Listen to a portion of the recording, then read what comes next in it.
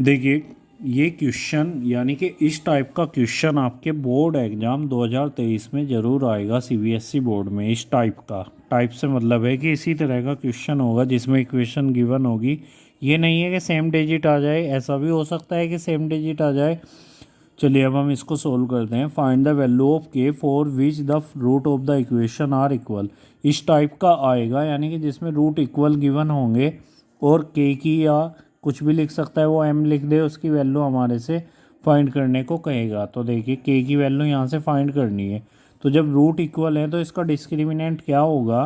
Root equal है तो इसका डिस्क्रिमिनेंट 0 होगा।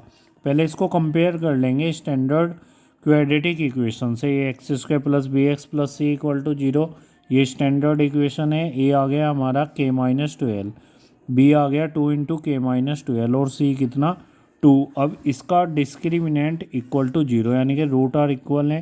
तो रूट इक्वल होते हैं क्वाड्रेटिक इक्वेशन के, तब डी हमारा 0। तो ये बन गया बी स्क्वायर माइनस 4ac 0 यानी कि 2 इंटू के माइनस 12 का होल स्क्वायर माइनस 4, ए की वैल्यू के माइनस 12 और सी की कितनी 2। ये हुआ 2 का स्क्वायर 4 के माइनस 12 का होल स्क्वायर माइनस 4 टू जा 8 इंटू के माइनस 12 इक्वल टू 0। अब हम क्या करेंगे, इसमें से 4 और के माइनस 12 कॉमन ले लेंगे। तो जब 4 बाहर आ गया, ये इसका होल स्क्वायर था तो सिंगल के माइनस 12 रह गया। 4 से 8 को डिवाइड किया 2, ये तो बाहर आ गया था और इक्वल टू 0। ये बन गया 4 इंटू के माइनस 12 और के माइनस के 14 इक्वल टू 0। देखिए 4 तो 0 के इक्वल नहीं हो सकता, तो इसका मीनिंग है कि के माइनस 12 इक्वल टू 0। अगर के माइनस 12 0 तो के की वैल्यू 12।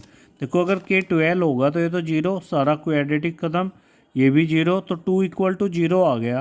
तो 2 तो 0 के इक्वल नहीं है, तो इसका मीनिंग क्या हुआ कि के की वैल्यू जो है वो 12 इनवैलिड है। तो के की वैल्यू 12 नहीं होगी, के इक्वल टू 12 इनवैलिड। ठीक है, तो के तो 12 नहीं होगा। अब अगर ये 0 के माइनस 14 0, तो के की वैल्यू कितनी आ गई 14। तो क्लियर है कि के की वैल्यू क्या होगी 14। देखिए इस टाइप का भी हमारा एक क्वेश्चन आ सकता है और ये आया तो 3 मार्क्स का आएगा। इसमें क्या कहा है कि in triangle A B C angle B 90, angle B इसमें 90 है। If A B 8, A B हमें गिवन है 8 सेंटीमीटर, ये दे रखी है टोटल 8 सेंटीमीटर। बी सी 6, ये दे रखी है हमें 6 सेंटीमीटर। और इसने कहा है कि find the diameter of the circle inscribed in the triangle. जो सर्किल इस ट्रायंगल के अंदर आया हुआ है, इसकी डायमीटर हमें बतानी है। तो देखिए अब हम क्या करेंगे, इस ट्रायंगल में राइट एंगल है, पाइथागोरस अप्लाई कर लेंगे। पाइथागोरस से क्या आएगा कि ए सी का square equal to B C square plus के A B square. B C है कितनी 6, इसका स्क्वायर प्लस के 8 का स्क्वायर, 6 का 36, 8 का 64, ये आ गया 100 और 100 होगा 10 का स्क्वायर। तो ए सी आ गई यहाँ से कितनी 10 सेंटीमीटर। अब देखिए कंसेप्ट क्या लगेगा, ये मेन पॉइंट है, नोट करने लायक बात है, इसको ध्यान रखिए। ये कंसेप्ट लगा कि इस ट्रायंगल का जो एरिया होगा, ये देखिए 3 ट्रायंगल से बना हुआ है। एक तो ट्रायंगल ए ओ बी और एक ट्रायंगल बी ओ सी और एक ट्रायंगल ए ओ सी। तो इस पूरे ट्रायंगल का एरिया इन तीनों ट्रायंगल के एरिया के सम के इक्वल। तो देखिए area of A B C कितना, क्योंकि रेडियस है हमेशा टेंजेंट पर परपेंडिकुलर होती है, तो ये परपेंडिकुलर होंगी। तो area of A B C कितना, half into base B C और height A B. A O B का area half into base A B और हाइट कितनी ओ आर। क्या है ये ओ आर, रेडियस है, ये भी इसकी रेडियस है और ये भी रेडियस है, तो आ जाएगा आर। प्लस बी ओ सी का एरिया हाफ इंटू बेस कितना 6 और हाइट कितनी आर। और ए ओ सी का एरिया हाफ इंटू बेस ए सी इंटू हाइट कितनी आर। तो ये बन गया 1/2 बी सी की वैल्यू 6 इंटू ए बी की 8 equal to half a b की 8 इंटू आर प्लस के हाफ बी सी की वैल्यू 6 इंटू आर प्लस के हाफ ए सी की वैल्यू 10 इंटू आर। तो ये आ गया 2 से कैंसिल करके 3 इंटू 8, 2 से कैंसिल करके 4 इंटू 8 प्लस 2 से कैंसिल कितना 3 इंटू आर, 2 से 10 कैंसिल 5 आर।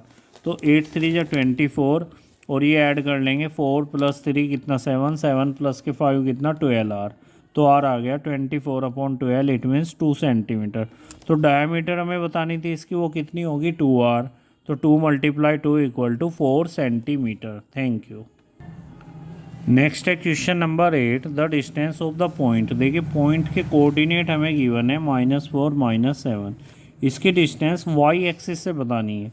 जब भी इसकी डिस्टेंस परपेंडिकुलर डिस्टेंस बतानी होगी फ्रॉम वाई एक्सिस से हमें बतानी है, तो हम क्या लिखेंगे, एक्स कोऑर्डिनेट लिख देना है हमें, और वो भी क्या, पॉजिटिव में। एक्स कोऑर्डिनेट लिखना है हमें पॉजिटिव, यानी कि प्लस का। तो एक्स कोऑर्डिनेट कितना है इसका, 4, यानी कि मोड में ले लीजिए आप इसको, मोड में -4 का मोड कितना आ जाएगा, +4।